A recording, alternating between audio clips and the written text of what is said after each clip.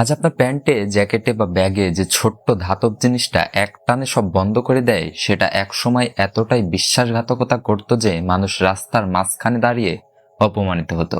হঠাৎ প্যান্ট খুলে যেত, জুতার ফিতা আটকে থাকতো, আর মানুষ ভাবতো এই জিনিসটা কখনো কাজে লাগবে না। চলুন সেই সময় ফিরে যাই যখন পৃথিবীতে জিপার বলে কিছুই ছিল না। 19 শতকের মাঝামাঝি সময়ে মানুষের একটাই সমস্যা, জামা কাপড় বন্ধ করার ঝামেলা। বোতাম লাগাতে সময় লাগে, ফিতা বাঁধতে গেলে হাত কাঁপে, বিশেষ করে যাদের আঙ্গুলে সমস্যা, বয়স্ক মানুষ কিংবা তাড়াহুড়োয় থাকা শ্রমিকদের জন্য এটা রীতিমতো যন্ত্রণা। বুট জুতা পরতে গিয়ে মানুষ ঘন্টার পর ঘন্টা সময় নষ্ট করত শুধু ফিতা বাঁধতে বাঁধতে। এই সমস্যার সমাধান আনার প্রথম চেষ্টা করেন একজন আমেরিকান, নাম ইলাইয়াস হাউ। সেলাই মেশিনের জন্য বিখ্যাত এই মানুষটি 1851 সালে একটি স্বয়ংক্রিয় ক্রমাগত পোশাক বন্ধনী নামের যন্ত্রের পেটেন্ট করেন। কিন্তু মজার বিষয় হলো তিনি নিজেই এই আবিষ্কারকে গুরুত্ব দেননি। সেলাই মেশিনের ব্যবসা নিয়ে তিনি এত ব্যস্ত ছিলেন যে এই যন্ত্রটা কখনো বাজারে আনার চেষ্টাই করেননি। ফলে এই ধারণাটা প্রায় 40 বছর ধরে ধুলো জমে পড়ে থাকে, কারো নজরেই আসে না। এরপর আসেন হুইটকম্ব জার্টসন।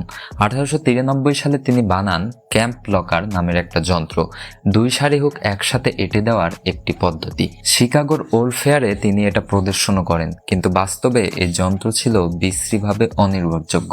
প্রায়ই হঠাৎ খুলে যেত, আটকে যেত, আর মানুষ বিরক্ত হয়ে এটাকে বিপর্যয় বলে ডাকত। জার্টসনের কোম্পানি প্রায় দেউলিয়া হওয়ার পথে চলে যায়।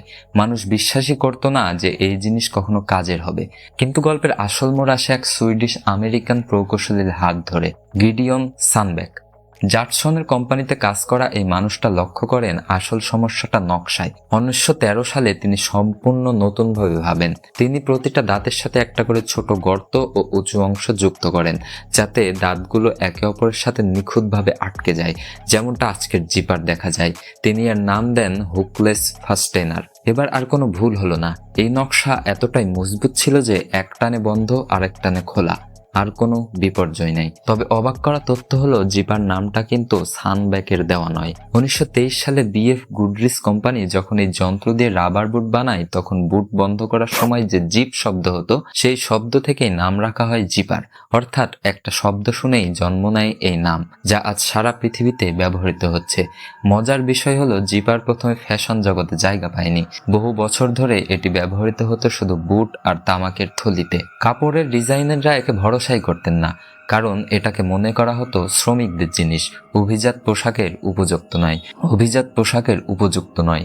পরিবর্তন আসে 1930-এর দশকে, যখন বিখ্যাত ফ্যাশন ডিজাইনার এলসা স্কিয়াপারেল্লি সাহস করে তার পোশাকে জিপার ব্যবহার করেন। প্রথমে সমালোচনা হলেও ধীরে ধীরে মানুষ বুঝতে পারে এই ছোট্ট যন্ত্রটা কতটা সুবিধাজনক। আজ এই একই নীতির ওপর চলছে আমাদের প্যান্ট, জ্যাকেট, ব্যাগ, তাঁবু, এমনকি মহাকাশচারীদের স্পেস শুট পর্যন্ত। যে জিনিসটা একসময় মানুষকে রাস্তায় বিব্রত করত, আজ সেটাই প্রতিদিনের জীবনের এক অবিচ্ছেদ্য অংশ। এতটাই স্বাভাবিক যে আমরা এর কথা ভাবিও না। পরের বার যখন আপনি জ্যাকেটের চেন টানবেন, একবার ভাবুন 40 বছরের নীরবতা, এক দেউলিয়া হওয়া কোম্পানি, আর একজন প্রকৌশলীর জেদ, এসব মিলেই তৈরি হয়েছে এই একটানের সুবিধা। ছোট্ট এই যন্ত্রটা আমাদের শিখিয়ে যায় সাধারণ জিনিসগুলোর পেছনেও লুকিয়ে থাকে সবচেয়ে অসাধারণ সংগ্রামের গল্প।